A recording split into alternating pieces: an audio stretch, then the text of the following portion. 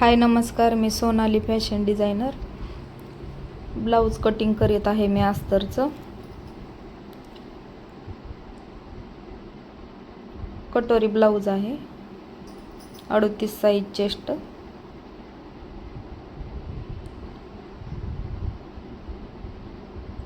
माप मी अस्तरवर ठेवून कटिंग करून घेते.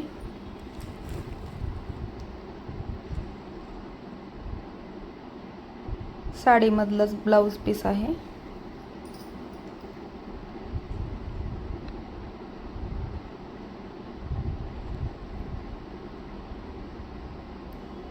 आणि ब्लाऊज पीस पातळ असल्यामुळं कपडा टाचणी पिन लावून कटिंग करायचं. कपडा इकडं तिकडं सरकत नाही. अस्तरच्या ब्लाऊजला टाइम लागतो शिवायला. पहिलं अस्तर जॉईंट करून घ्यावं लागतं कपड्यावरती.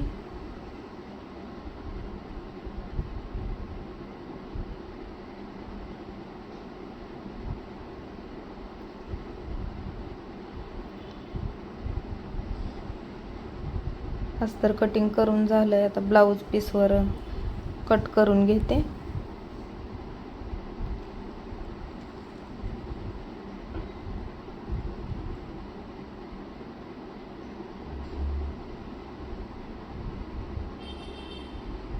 बॅक साईडला डिझाईन आहे, जरा वर्कची डिझाईन आहे ब्लाऊजला. आणि स्लीवला थोडी एका साईडलाच आहे, त्याच्यामुळं मी तिकडं कपडा लावणार आहे. एका साईडला दुसरा जॉईंट करून घेणार आहे, म्हणजे ते डिझाईन मधोमध येते. बाहीच्या मधोमध डिझाईन येते, मग दोन्ही साईडला जॉईंट पडणार. तर अस्तर ठेवून घेतलं मी. टाचणी पिना लावून घेते. तुम्ही पण असं शिवत असलात, कपड्याला झोळी पडत नाही, त्याच्यामुळं मग टाचणी पिन लावून कटिंग करायचं. कापताना सरकत नाही कपडा इकडं तिकडं.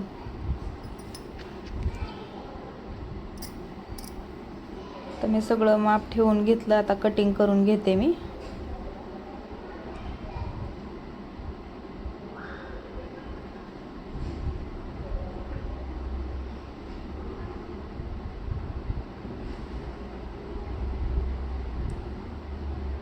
अर्धा पाव इंच साईडला कपडा सोडून एक्स्ट्रा कापून घ्यायचं.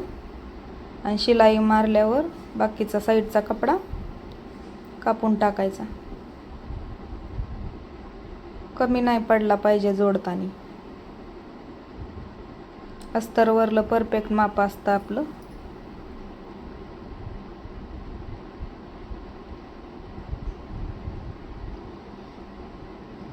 चला तर मग कसा वाटला माझा व्हिडिओ कमेंट करा.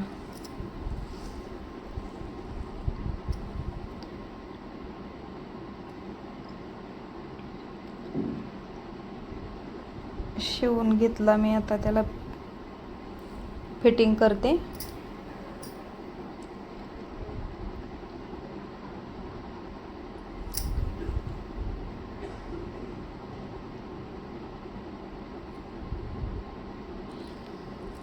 अस्तरच्या ब्लाऊजला टाईमच लागतं शिवायला. अस्तर पूर्ण जॉईंट करून घ्यावं लागतं कपड्याला.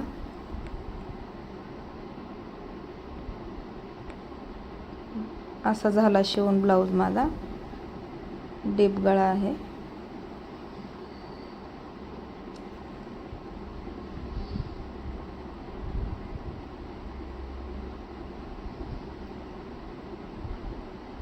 कटोरी ब्लाऊज आहे, 38 साईज चेस्ट.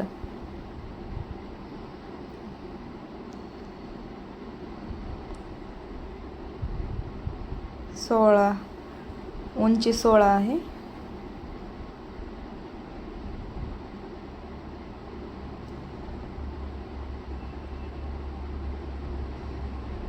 कसा वाटला माझा व्हिडिओ? चला तर मग बाय.